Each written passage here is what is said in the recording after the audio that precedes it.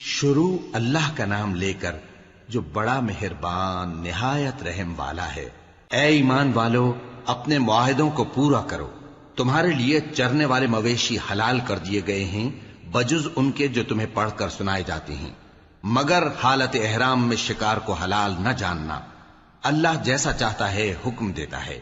مومنوں، اللہ کے نام کی چیزوں کی بے حرمتی نہ کرنا، اور نہ ادب کے مہینے کی، اور نہ قربانی کے جانوروں کی، اور نہ ان جانوروں کی جو اللہ کی نذر کر دیے گئے ہوں کہ جن کے گلوں میں پٹے پڑے ہوں، اور نہ ان لوگوں کی جو حرمت والے گھر یعنی بیت اللہ کو جا رہے ہوں اپنے پروردگار کے فضل اور اس کی خوشنودی کے طلبگار بنے ہوئے۔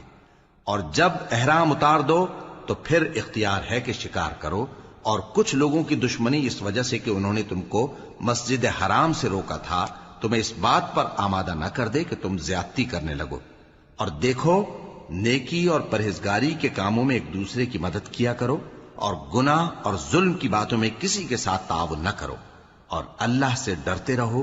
کچھ شک نہیں کہ اللہ کا عذاب سخت ہے۔ تم پر مرا ہوا جانور اور بہتا لہو اور سور کا گوشت اور جس چیز پر اللہ کے سوا کسی اور کا نام پکارا جائے، اور جو جانور گلا گھٹ کر مر جائے، اور جو چوٹ لگ کر مر جائے، اور جو گر کر مر جائے، اور جو سینگ لگ کر مر جائے، یہ سب حرام ہیں۔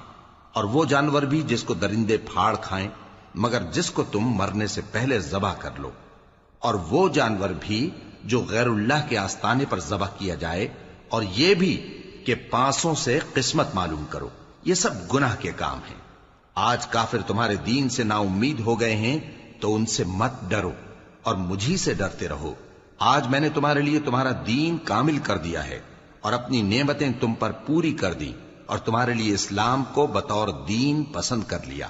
ہاں، جو شخص بھوک میں ناچار ہو جائے بشرطے کہ گناہ کی طرف مائل نہ ہو تو اللہ بخشنے والا ہے، بڑا مہربان ہے۔